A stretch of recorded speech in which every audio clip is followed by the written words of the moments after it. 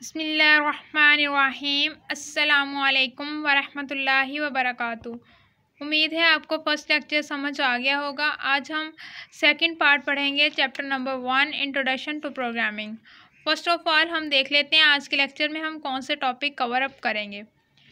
Programming development process, what is programming language, कौन कौन सी होती हैं, लो level language and high level language, what is language processor. सबसे पहले हम देख लेते हैं कि कौन कौन से स्टेप्स हैं प्रोग्राम को डेवलप करने के। Defining and analysing a problem.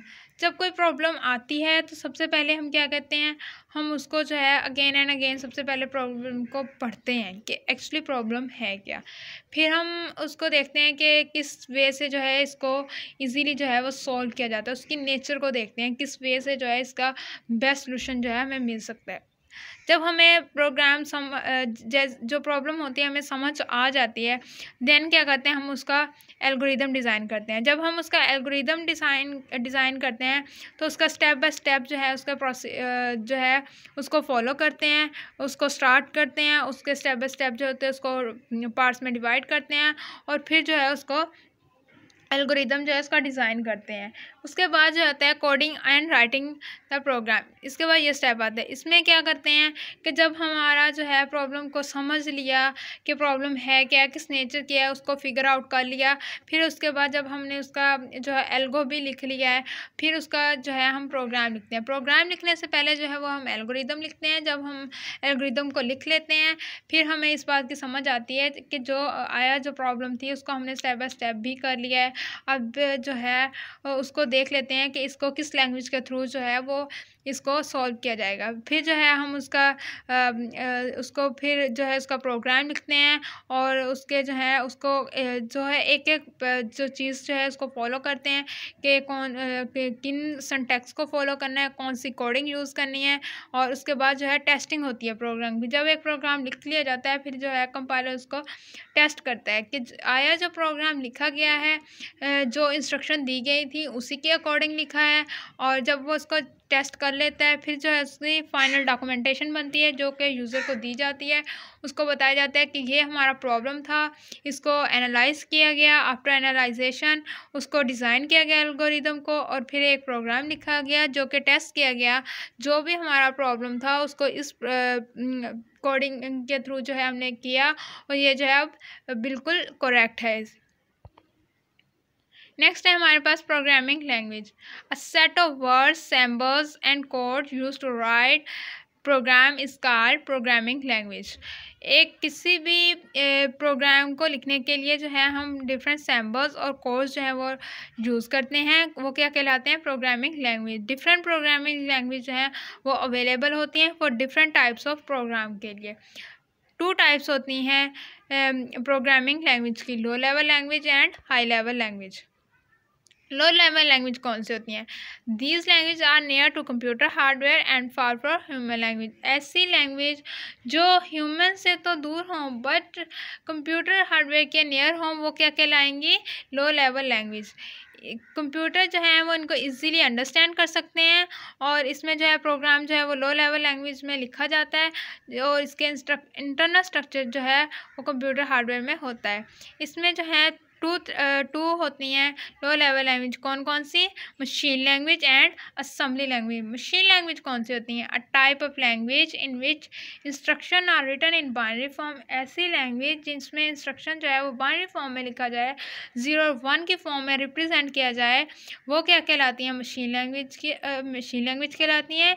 इनको जो है डायरेक्टली कंप्यूटर जो है वो अंडरस्टैंड कर लेते हैं और इसके लिए किसी ट्रांसलेटर की ज़रूरत नहीं होती। ये फंडामेंटल लैंग्वेज होती हैं कंप्यूटर की और इसको मशीन लैंग्वेज को फर्स्ट जनरेशन लैंग्वेज भी बोला जाता है। उसके बाद है हमारे पास सेकंड लो लेवल लैंग्वेज कौन सी है? Assembly language. ये जो होती है एक स्टेप हायर होती है मशीन लैंग्वेज से।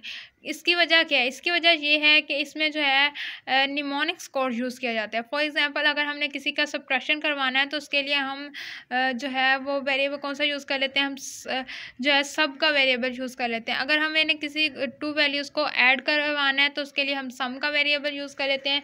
ऐसे जो हम सम लिख देते हैं तो हमें पूरा नहीं लिखना पड़ता है। नेक्स्ट है हमारे पास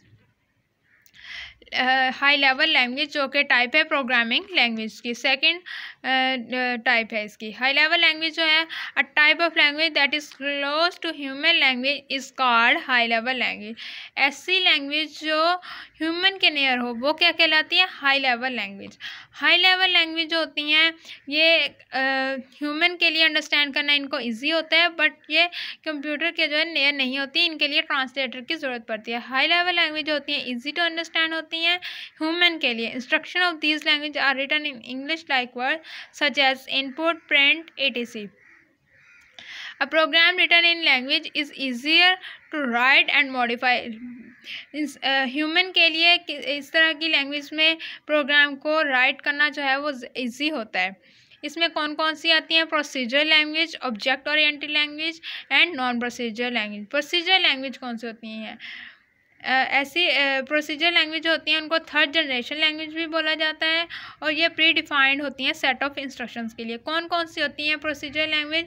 फोर्ट्रान, जिसको फार्मूला ट्रांसलेशन भी बोला जाता है, बेसिक, जिसको beginners all purpose symbolic instruction code बोला जाता है, COBOL, common business oriented language भी बोला जाता है, पास्कल एंड सी, ये जो है ये प्रोसीजर लैंग्वेज है। फिर है object oriented language. Object oriented language, what is object oriented language? OOP is a technique in which programs are written on the basis of objects. OOP means object oriented programming. एक ऐसी technique है जिसमें objects जो हैं उनको right किया जाता है। ऑब्जेक्ट क्या होते हैं? Collection of data and function. Object किसको रिप्रेजेंट करते हैं? पर्सन, प्लेस, थिंग्स, जो कि रियल वर्ल्ड में होते हैं।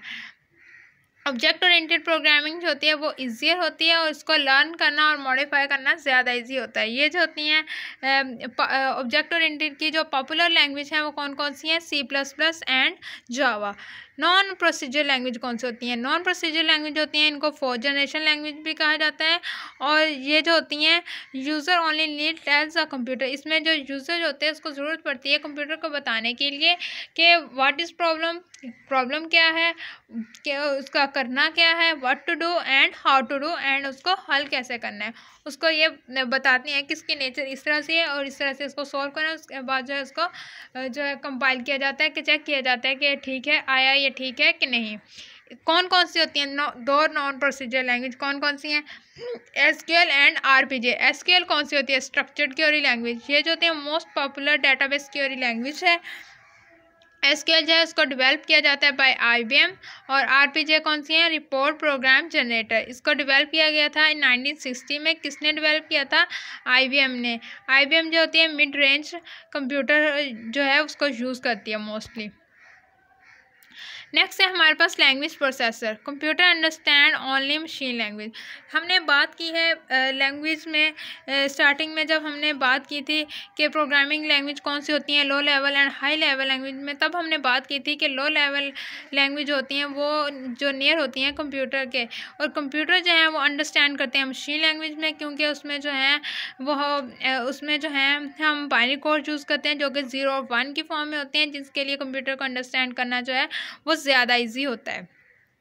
इसमें जो होता है ये उसको कन्वर्ट किया जाता है मशीन लैंग्वेज में जब भी उसकी एग्जीक्यूशन की जाती है। अगर कोई हाई लेवल लैंग्वेज यूज़ कर लिया जाए तो उसके लिए हमें ट्रांसलेटर की ज़रूरत पड़ती है, जबकि मशीन लैंग्वेज में जो है हमें ट्रांसलेटर की ज़रूरत नहीं पड़ती है। लैंग्वेज प्रोसेसर जो होते हैं वो ट्रांसलेट करते हैं सॉफ्टवेयर को और कन्वर्ट करते हैं प्रोग्राम को इनटू मशीन लैंग्वेज में। डिफरेंट टाइप्स होती हैं लैंग्वेज प्रोसेसर की: compiler, interpreter and assembler. Compiler कौन से होते हैं? Compiler is a program that converts the instruction of a high level language.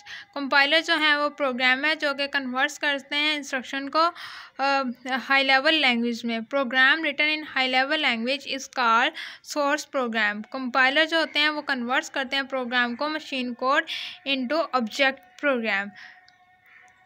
Source program को ऑब्जेक्ट प्रोग्राम में कंपाइलर जो है वो कन्वर्ट करते हैं, जहाँ पे दिखाया भी गया है कि सोर्स प्रोग्राम जो है वो कन्वर्ट करते हैं ऑब्जेक्ट प्रोग्राम को। नेक्स्ट है हमारे पास इंटरप्रेटर। इंटरप्रेटर कौन से होते हैं?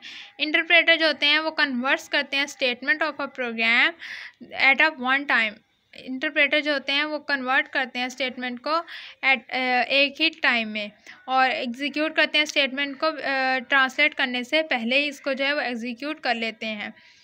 अगर कोई एरर आ जाए स्टेटमेंट के अंदर तो वर्किंग जो होती है और डिस्प्ले जो होती है फिर उसकी जो वो एरर मैसेज है वो डिस्प्ले करते हैं। What is assembler? असम्बलर क्या होते हैं? Assembler is a translative program that translate the instruction of assembly language into machine language. Assembler जो होते हैं वो ट्रांसलेट करते हैं असेंबली लैंग्वेज को मशीन लैंग्वेज में। अब जो है हम कंपाइलर और इंटरप्रेटर को जो है एक कंपैरिजन से मज़ीद समझ लेते हैं कि क्या डिफरेंस है कंपाइलर और इंटरप्रेटर में।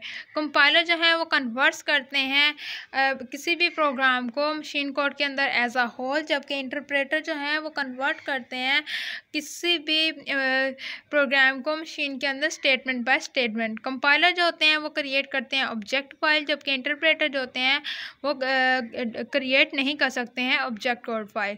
कंपाइलर जो होते हैं वो कन्वर्ट करते हैं हाई लेवल प्रोग्राम को जो कि एग्जीक्यूट किया जाता है कई दफ़ा, जबकि इंटरप्रेटर जो होते हैं वो कन्वर्ट करते हैं हाई लेवल प्रोग्राम को each time is executed. Program execution जो होती है कंपाइलर की वो फास्ट होती है, जबकि इंटरप्रेटर की जो होती है वो स्लो होती है। कंपाइलर जो होते हैं वो डिस्प्ले करते हैं सिंटैक्स एरर जबकि द होल प्रोग्राम, जबकि इंटरप्रेटर जो होते हैं वो डिस्प्ले करते हैं syntax error is statement of program. Thank you. अगर आपका कोई भी क्वेरी है इस लेक्चर से रिलेटेड तो आप पूछ सकते हैं।